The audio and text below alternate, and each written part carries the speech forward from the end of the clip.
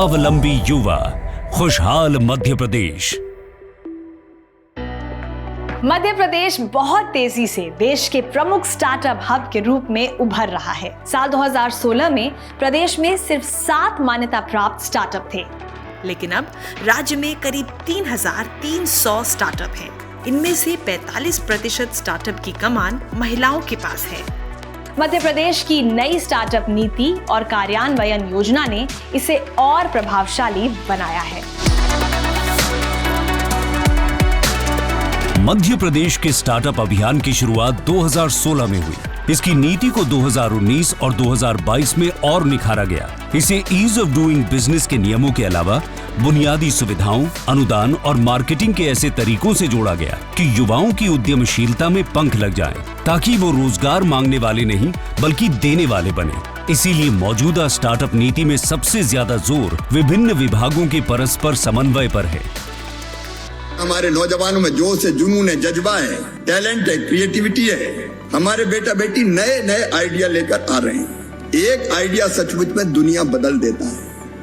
मैं इतना ही कहना चाहता हूं, जितनी जरूरी सुविधाएं हैं स्टार्टअप्स के लिए हम उपलब्ध कराएंगे।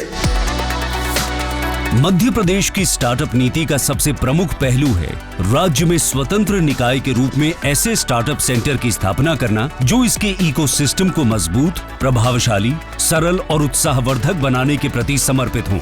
इसने सार्वजनिक खरीद को आसान बनाने के लिए इंक्यूबेटर्स को ज्यादा समर्थन दिया, फंडिंग की किल्लतें दूर की और दूर दराज के ग्रामीण इलाकों में भी नवाचार के प्रति जागरूकता को बढ़ाया।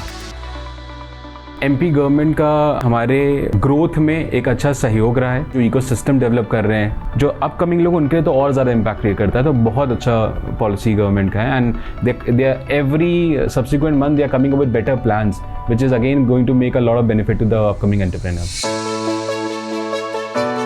वित्तीय संस्थाओं से कर्ज लेकर स्थापित होने वाले स्टार्टअप को मध्य प्रदेश में निवेश के 4 चरणों पर 15% के हिसाब से और अधिकतम 15 लाख रुपए की सहायता दी जाती है।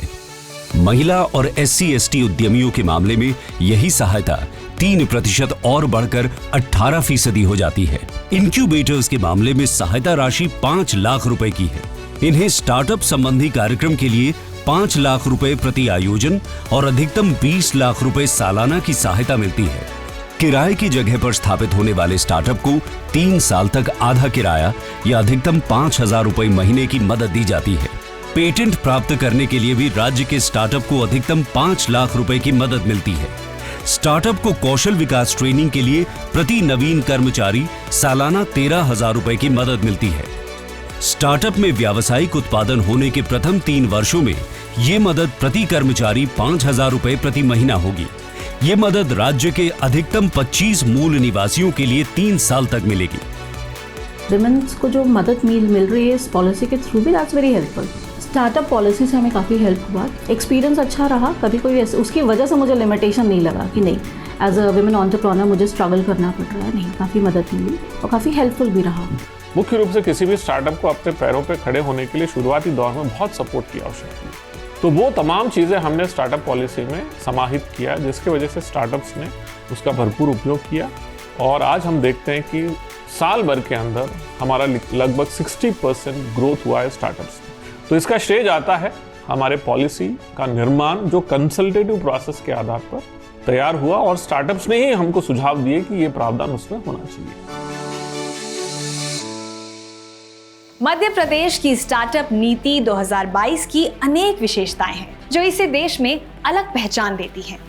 संस्थागत रूप से विषय विशेषज्ञों के साथ मध्य प्रदेश स्टार्टअप सेंटर की स्थापना, मजबूत ऑनलाइन पोर्टल का विकास, राष्ट्रीय और राज्य स्तरीय तकनीकी, प्रबंधन और शोध संस्थानों या विश्वविद्यालयों में जाकर युवा उद्यमियों की पहचान करना खासतौर पर बेहद उपयोगी साबित हो रहे हैं। मध्य प्रदेश की नई स्टार्टअप में फंडिंग को आसान बनाने के लिए ऑल्टरनेट इन्वेस्टमेंट फंड की व्यवस्था की गई है। इसके जरिए महिला उद्यमियों के स्टार्टअप को अतिरिक्त मदद भी दी जाती है। स्टार्टअप को सस्ती बिजली सुलभ करवाने के लिए कनेक्शन से 3 साल तक बिजली शुल्क में छूट मिलेगी और बिजली का दाम 5 रुपए प्रति यूनिट होगा। इसी तरह स्टेट इनोवेशन चैलेंज के तहत मध्य प्रदेश की सामाजिक आर्थिक चुनौती का समाधान करने वाले 4 स्टार्टअप को भी सालाना 1 करोड़ रुपए का अनुदान देने की नीति भी बनाई गई है। स्वावलंबी युवा, खुशहाल मध्य प्रदेश।